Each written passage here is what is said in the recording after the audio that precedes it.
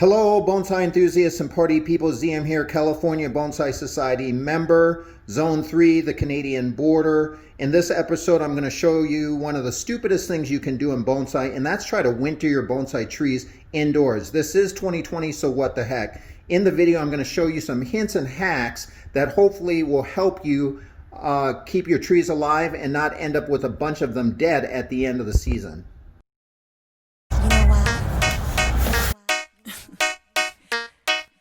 Cause I'm a boss.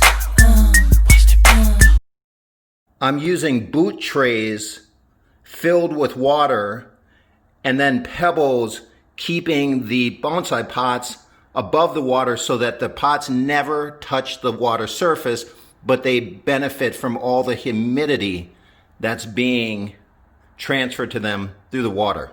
Every time I change the water in the boot trays, I put a little bleach in there just to make sure it kills any bacteria. You may want to try to do this too. What I'm showing you here is boot trays that are filled with water, and I'm going to show you the setup here of how I'm creating humidity around the trees. One thing to remember, unless you are a professional horticulturalist or a bonsai expert that has a greenhouse, a professional greenhouse, don't keep trees inside. It's a really stupid idea. Actually, this is a really stupid idea that I'm doing. I'm doing it anyways just to show you. One thing to make sure is do not mist your leaves. What happens is fungus right there, that white spot right there on this beautiful crepe myrtle that I'm going to knock out with some copper oxide, that's the result of getting moisture on the leaves. And if you don't have aeration and fans and professional setup, that's what's going to happen to your trees. Luckily, this is not that far along, and so I think I can take care of it. I have deciduous trees on top of the racks. Notice that the shades are pulled down so that they don't get any sunlight.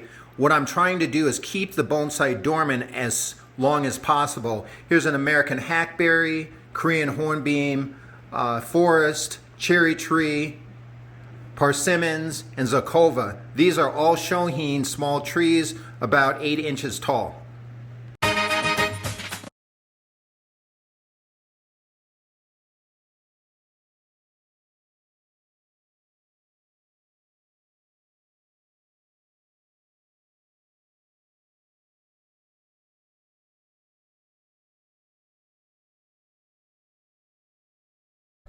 What I'm doing is basically living in a cold frame.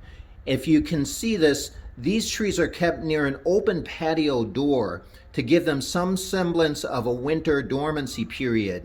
It's cold as hell, but what's happening is the humidity from outside, the light breeze from outside, some of the environmental factors that they need to survive and give them a fighting chance, I'm trying to duplicate them as best as possible. Don't try this at home because you may freeze to death. One thing you never ever want to do is keep conifers indoors. And actually, you don't want any bonsai indoors, but this is a temporary situation. Notice that this Japanese Yule tree is next to an open patio door, and that's meant to simulate some semblance of winter. All my conifers, including this California juniper, are right next to a window that, yes, does give them light. A lot of people say, well, do conifers need light in the winter? I don't know, but these are all from California, so they're used to having light in the winter, so I want to keep them in the same kind of environment that they're used to. Again, this is temporary. A rule of thumb is only grow trees where they can naturally grow where you're living. This is a large tree, so it's not grown in zones over 5. Notice that it's near an open patio door to kind of simulate winter. Again, only grow trees that can grow in the area that you're living in. It will save you a lot of headache, heartache, and a lot of money. So this is the tropical setup. What I have here is trays with water and some of the tropicals and some of the deciduous plants that have come into flower early. And so what we have here is we have full spectrum grow lights, humidity tray, and I'm able to turn the different lights on and off depending on where the trees are in their dormancy. All of my electrical outlets and timers are actually put into a plastic little case because there's so much water in my house that if something leaks or something, my neighbors are going to be pissed, but I'm not going to get electrocuted. I water outside because if there are any bugs on the trees, they'll fly out and freeze to death. Notice that I'm watering the entire root ball on both sides, making sure that water drips out of the drain holes so that I know I thoroughly watered it. Once your trees wake up out of dormancy, you've got to be very careful if you're keeping them indoors, because you've got to treat them like they're foliar weak, and that means fertilizer, watering more often. Like this Korean hornbeam forest, which is about 10 inches tall.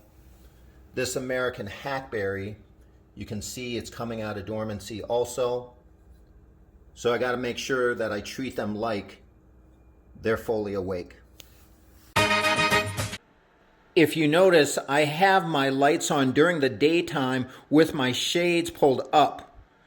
You don't want to pull your shades down and have grow lights at night, lest you have your neighbors thinking you're growing something else. And the last thing you need in your life right now is the popo showing up, taking your trees and your green. If you're going to try this insanely stupid thing about wintering trees indoors, you're going to need some sort of heat to keep yourself alive, because what you're basically doing is living in a cold frame, and that's going to get really, really tough when the temperatures go down to 20 below 0 Fahrenheit.